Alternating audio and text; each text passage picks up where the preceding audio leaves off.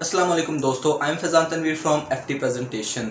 आज की वीडियो अगर आप लोग पूरी देख लेते हैं स्टार्ट से लेकर एंड तक, तब आप लोगों को पता चलेगा कि इजाफी इशार जिन्हें हम हवाला जाती इशार कहते हैं, उर्दू के पेपर में इसके क्या फ़ायदे हैं, इसकी अहमियत क्या है पेपर में, और इसको किस तरीके से लिखते हैं और किस सब्जेक्ट्स में लिखते हैं और कैसे सारा काम करते हैं और ये कैसे आप लोगों के नंबरों पर अफेक्ट करते हैं। तो आज की वीडियो आप लोगों को शुरू से लेकर आखिर तक लाजमी से देखनी चाहिए, क्योंकि ये वीडियो आप लोगों को बोर्ड के पेपर में उर्दू के सब्जेक्ट के अच्छे से अच्छे नंबर दिलवाने में बहुत ज़्यादा मददगार साबित होगी।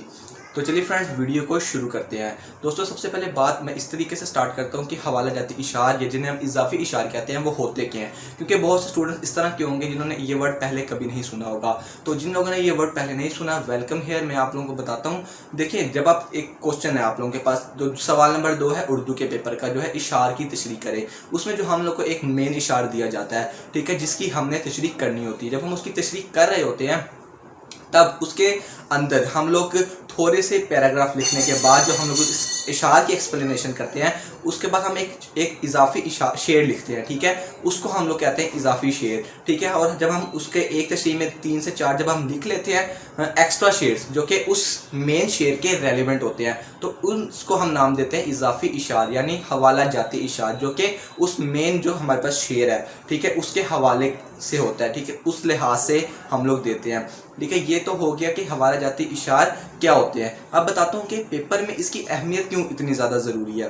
दोस्तों, अगर आप लोगों को किसी ने पहले बताया हो तो ठीक है, लेकिन अगर मैं आप लोगों को बताऊं तो आप लोग गौर से ये बात सुनिएगा कि जो इजाफी इशार होते हैं, ठीक है, ये एक क्या करते हैं, पहला काम करते हैं कि ये आपकी पेपर की लुक को बढ़ा देते हैं। दूसरी बात क्या करते हैं ये लोग, जो इजाफी इशार होते हैं, जब एग्जामिनर आपके पेपर को चेक करता है और जब वो आपके तशरीह के पेपर को चेक करता है, ठीक है, और आप लोगों ने देखा होगा कि पूरे पेपर में जो सबसे लेंथी क्वेश्चन होता है वो ज़्यादातर तशरीहात का ही होता है और बच्चे उसको ही सबसे ज़्यादा कम लिख के आते हैं, जिसकी वजह से उनके जो नंबर होते हैं वो मारे जाते हैं, ठीक है। जब एग्जामिनर देखता है तशरीह का, तब वो देखता है कि तशरीह में उसने जो स्टूडेंट है उसने एक मेन इशार शेर जो होता है, मेन जो लिखना होता है, जिसकी तशरीह करनी होती है, वो लिखता है। उसके बाद सिंपल प्लेन पेन से डायरेक्ट 1 to Z सारा जो तशरीह आती है वो कर आता है, बिल्कुल सिंपल सी, ठीक है। तो उसका जो एग्जामिनर होता है ना, उसके माइंड में ये चीज़ होती है कि इस बच्चे को ज़्यादा एक्स्ट्रा नहीं आता, ठीक है, तो वो क्या करता है, आपके जो मार्क्स है उनको डिडक्शन करना शुरू कर देता है, ठीक है। लेकिन तो अगर हम अपने उसी तशरीह में जितनी हमने तशरीह लिखी है, बेशक उससे थोड़ी सी शॉर्ट ले लें, उसमें हम लोग एक चीज़ का इजाफा कर दें, वो है इजाफी इशार का, ठीक है। अगर हम उसका इजाफा कर देते हैं तो क्या होगा कि आपके पेपर में कंट्रास्ट आ जाएगा और आपकी जो तशरीह होगी वो ज़्यादा पावरफुल हो जाएगी, ठीक है। और जो एग्जामिनर होगा उसको बिल्कुल भी कहीं मौका नहीं मिलेगा कि वो आपके नंबर काट सके। और अब इसके मैं आप लोगों को फ़ायदे बताता हूँ कि इजाफी इशार लिखने के फ़ायदे क्या है। हम लोग जो कुछ सेकंड्स एक शेर, जो इजाफी शेर है, उसको लिखने में लगाते हैं तो उसका हमें रिटर्न क्या मिल रहा है, ठीक है, वो मैं आप लोगों को बताता हूँ।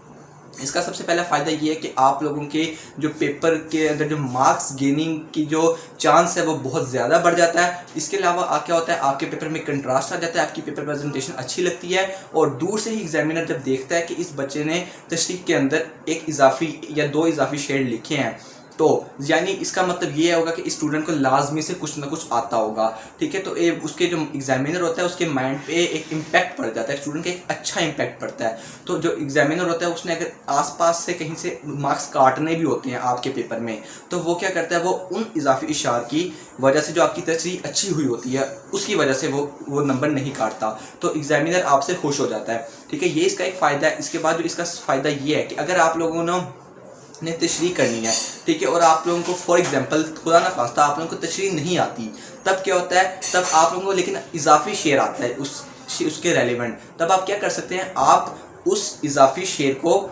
लिख लें थोड़ा सा 2 से 3 लाइनें छोड़ के। तो आप क्या करें, आप थोड़ा सा जो इंट्रोडक्शन है वो आप उस इजाफी शेर का तशरीह में लिख दें। इससे क्या होगा, आपकी तशरीह की लेंथ भी बढ़ेगी और अगर आप लोगों को नहीं आती तब आप लोग एक अच्छी तशरीह लिख पाएंगे, एक सॉलिड तशरीह लिख पाएंगे और एग्जामिनर को पेपर में यही चाहिए होता है। तो आप इजाफी इशार से भी तशरीह कर सकते हैं, लेकिन आप लोगों को मैं वीडियो के एंड पे बताऊंगा कि आप लोगों ने इजाफी इशार लिखने किस तरीके से हैं, ठीक है। तो मैं आप लोगों को बता देता हूँ कि किस तरीके से आपने इजाफी इशार लिखने और कौन सी गलतियाँ नहीं करनी। तो आप लोगों ने वीडियो के एंड होने का इंतज़ार लाजमी से करना है।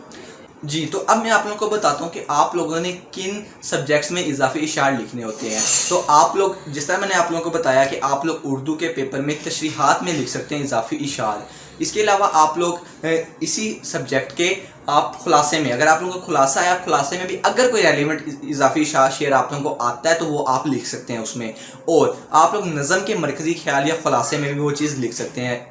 लेकिन कोशिश करिएगा कि उसमें ज़्यादा मत लिखिएगा, ठीक है। वो मैं आप लोगों को वीडियो के एंड पे भी बताऊंगा कि आप लोगों ने जो क्या इजाफी इशारे लिखते हुए गलतियां कौन कौन सी नहीं करनी, ठीक है, वो भी मैं आप लोगों को बताऊंगा। तो प्लीज़ वीडियो को आखिर तक लाजमी से देख लीजिएगा, आप लोगों का बहुत ज़्यादा फ़ायदा होगा इस चीज़ से।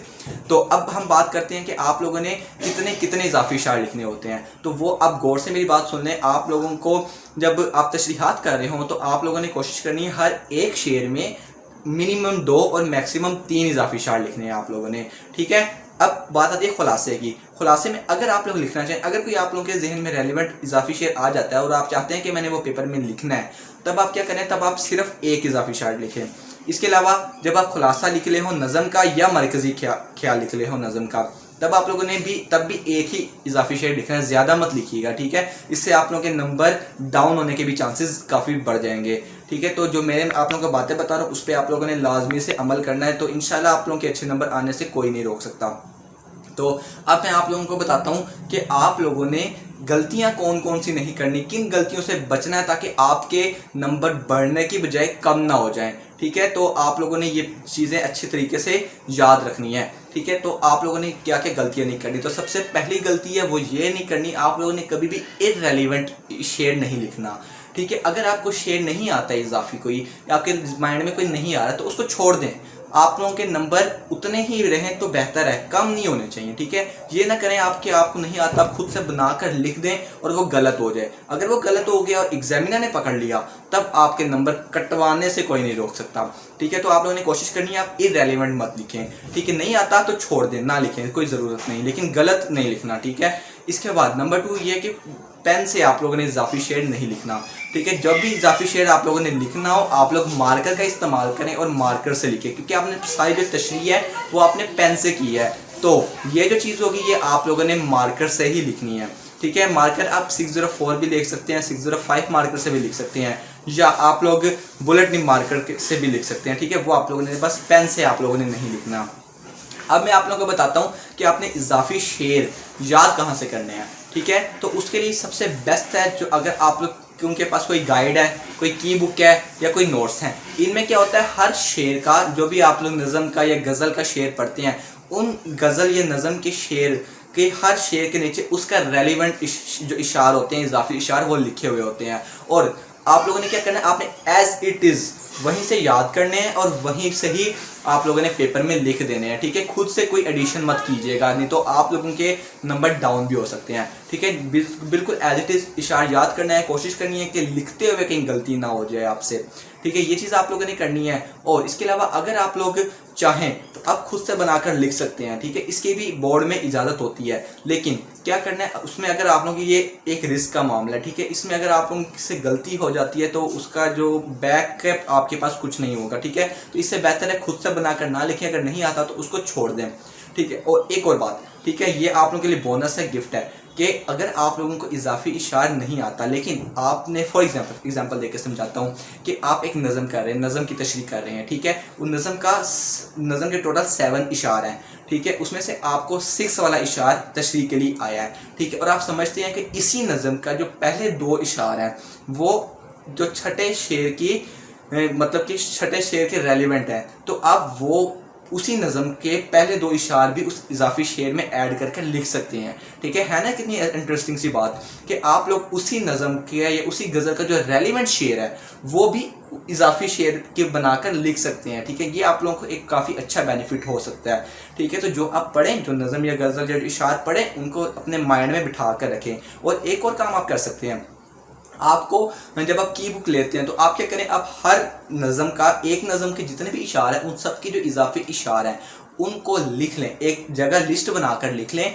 उससे क्या होगा कि आप लोग जब भी पेपर की प्रिपरेशन करेंगे तो आप लोगों को ढूंढने नहीं पड़ेंगे यहाँ से वहाँ, आप लोगों को पहले से आप लोगों के पास लिखे हुए होंगे, तो आपको पेपर के दौरान काफ़ी ज़्यादा हेल्प भी मिल सकती है इस चीज़ से। ठीक है, तो इजाफी इशार बहुत ज़्यादा इंपॉर्टेंट होते हैं। तो अगर आप लोगों ने अभी तक ये वीडियो स्किप नहीं की है तो मैं आप लोगों को गारंटी देता हूँ कि आप लोगों के पेपर में इजाफी इशार के रेलिवेंट बहुत अच्छे नंबर आने वाले हैं। और अगर आप चाहते हैं कि आपके हर सब्जेक्ट में इस तरह के अच्छे नंबर आएँ तो आप लोग क्या करें, नीचे दिए गए ना लाल कलर के सब्सक्राइब बटन को क्लिक करके ना जो बेल नोटिफिकेशन है उसको ऑन कर लें, ताकि मैं इस तरह की जब भी इंटरेस्टिंग और इन्फॉर्मेटिव वीडियोस आप लोगों को दूं, आप लोगों को स्टडी टिप्स दूं, तो आप लोग उसको भी देखें और फिर उस पर अमल कर आप लोग अच्छे नंबर बोर्ड में ले सकते हैं। ठीक है, तो ये चीज़ आप लोगों ने लाजमी से कर लेनी है। और अगर आपको आज की वीडियो पसंद आई है, अगर आप समझते हैं कि आप जो मैंने आपको टिप्स बताई हैं, जो आपको चीज़ें बताई हैं, आप उस पर अमल करेंगे और आप लोग चाहते हैं, विलिंग है आप लोग के आपके बोर्ड में अच्छे नंबर आए, तो इस वीडियो को नीचे लाइक लाजमी से कर दीजिएगा। ठीक है, लाइक का बटन होगा, उस लाइक के बटन को प्रेस कर दीजिएगा, उससे आप लोगों का कोई नुकसान नहीं होगा। ठीक है, मुझे हौसला मिलेगा ताकि मैं इसी तरह मोटिवेशन के साथ आप लोगों के लिए अच्छी से अच्छी वीडियोस लाऊं जो कि बाकी नहीं ला रहे। ठीक है, और ज़्यादा से ज़्यादा इस वीडियो को शेयर भी कीजिएगा। ठीक है, व्हाट्सएप पे, फेसबुक पे, इंस्टाग्राम पे, जहाँ भी आप शेयर कर सकते हैं अपने दोस्तों को, अपने फैमिली मेम्बर्स को, अपने रिलेटिव्स को, जहाँ भी आप लोग ये वीडियो शेयर कर सकते हैं ज़्यादा से ज़्यादा शेयर कीजिए। ये सदके जारिया भी है और आप लोगों को भी इससे फ़ायदा होगा, और जिन लोगों को अभी तक नहीं पता इस बारे में उनको भी फ़ायदा होगा। ठीक है, तो आप लोग दोनों तरफ से अच्छा काम कर रहे हैं।